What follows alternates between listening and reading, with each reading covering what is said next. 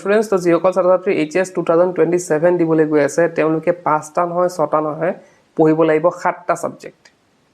তো আমি জানো 6টা সাবজেক্ট আমি পঢ়িব লাগে কিন্তু 7 নম্বৰ সাবজেক্টটো কি সেইখিনি কথা ডিসকাস কৰিম কিদৰে পৰীক্ষা পাতা হ'ব কিদৰে নম্বৰ দিয়া হ'ব সেইখিনি কথা ডিটেইলছত ডিসকাস কৰিম তেন্তে হাবিলতে ষ্টাৰ্ট কৰো এতিয়া আমাৰ 7 নম্বৰ সাবজেক্টটো হৈছে জেনাৰেল ষ্টাডিজ এই যে জেনাৰেল ষ্টাডিজৰ যোনটো সাবজেক্ট ইনক্লুড কৰা হৈছে বা নতুনকে আগত নাছিলে এবাৰ নতুনকে ইনক্লুড কৰা হৈছে প্ৰথমে ডিসকাস কৰো যে জেনাৰেল ষ্টাডিজৰ সাবজেক্টটো কি থাকিব এটা জেনাৰেল ষ্টাডিজ সাবজেক্টটো ইনক্লুড কৰা মেইন মানে কাৰণটো হৈছে যে ধৰা এটা তোমালোকে হায়াৰ সেকেন্ডাৰী পাস কৰাৰ পিছত বিভিন্ন কম্পিটিটিভ এক্সাম বা বিভিন্ন এন্ট্ৰেন্স এক্সাম তোমালোকে দিবলৈ যাবা তো এন্ট্ৰেন্স এক্সাম বা কম্পিটিটিভ এক্সামৰ মেইন মানে ছাত্ৰ ছাত্ৰীসকলে মেইন বস্তু ফচি যোৱা বস্তুটো হৈছে জেনাৰেল ষ্টাডিজ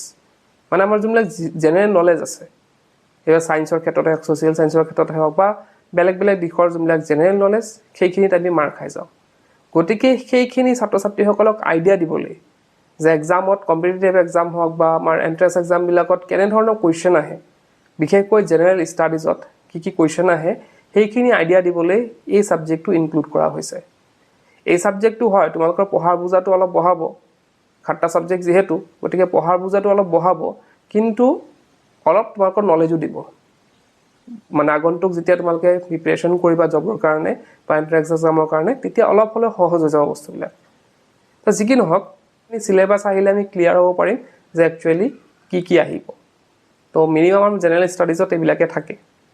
এতিয়া এক্সামৰ যদি কথা কও এক্সামটো কি দৰা পতা হ'ব তো এক্সামটো তোমালোকৰ মেইন এক্সামৰ লগত পতা নহয় গতিকে ইমান চিন্তা কৰিবলগীয়া একো বিষয় নহয় হেতু এটা তোমালোকৰ যেনেকে HS ফাৰ্ষ্ট ইয়াৰত এক্সাম এটা দি আহিছিল এনভায়ৰনমেন্টাল ষ্টাডিজৰ তো সেই এনভায়ৰনমেন্টাল ষ্টাডিজৰ খলনি এবাৰ কি কৰা হৈছে জেনাৰেল ষ্টাডিজ আমাক সেকেন্ড ইয়াৰত দিয়া হৈছে তো আমাৰ কি হ'ব এই জেনাৰেল ষ্টাডিজৰ যোনটো এক্সাম হ'ব হেতু স্কুলে বা কলেজে পাতিব হেতু বোৰ্ডৰ পৰা হয়তো ইনষ্ট্ৰাকচন দিব পাৰে যে এটো মাহত পাতা বা এটো ডেটত পাতা কিন্তু হেতু গুটেটো ডিপেন্ড কৰিব স্কুল বা কলেজৰ ওপৰত কেনেকৈ এক্সামটো পাতে হেতু তোমালোকৰ বোৰ্ডে কো নিৰ্ধাৰণ নকৰে এতিয়া স্কুল বা কলেজে এক্সাম পতাৰ পিছত তোমালোকক হেতু মাৰ্কস নিদিয়ে তোমালোকৰ গ্ৰেড হিচাপত দিব মানে ধৰা বেছি নম্বৰ পালে A অলপ কম নম্বৰ পালে B আৰু কম নম্বৰ পালে C আৰু কম নম্বৰ পালে D তো এইবিলাক তোমালোকে বুজি পোৱাই যেনেকৈ আমাৰ এনভায়ৰনমেন্টাল ষ্টাডিজত আমাৰ গ্ৰেড দিয়া হৈছিল ABC ঠিক তেনেকৈ ইয়াতো কি কৰা হ'ব গ্ৰেড দিয়া হ'ব তো হেতু আমাৰ পাৰ্চেন্টেজৰ ওপৰত ইমান প্ৰভাৱ নেপেলায় এনভায়ৰনমেন্টাল জেনাৰেল ষ্টাডিজৰ যোনটো এক্সাম হ'ব হেতু আমাৰ এজ এ হোল যোনটো পাৰ্চেন্টেজ হ'ব আমি যোনটো ফাইনাল এক্সাম দিম তাত যোনটো পাৰ্চেন্টেজ হ'ব তাত কিন্তু ইয়াত প্ৰভাৱ নেপেলায় জাস্ট তোমাকে মাৰ্কশিটত দেখা পাবা যে ইয়াত গ্ৰেড তোমাকে মানে জেনাৰেল ষ্টাডিজত কি পাইছিলা হেতু তোমাকৰ ওলাব মাৰ্কশিটত তো মাৰ্কশিটত তাত লিখা থাকিব ABC হেতু মানে আমাৰ কলেজ বা স্কুলৰ তৰফৰ পৰা বোৰ্ডলৈ পঠাব লাগিব তো এইখিনি আছিল ইমান মই ভাবো যে ইমান চিন্তা কৰা বিষয় নহয় 7 নম্বৰ মানে সাবজেক্ট এটা হৈছে অলপ সলপটো পঢ়িব লাগিব এক্সাম দিবলৈ কিন্তু এইখিনি বস্তুৱে পিছত তোমাক সহায় কৰিব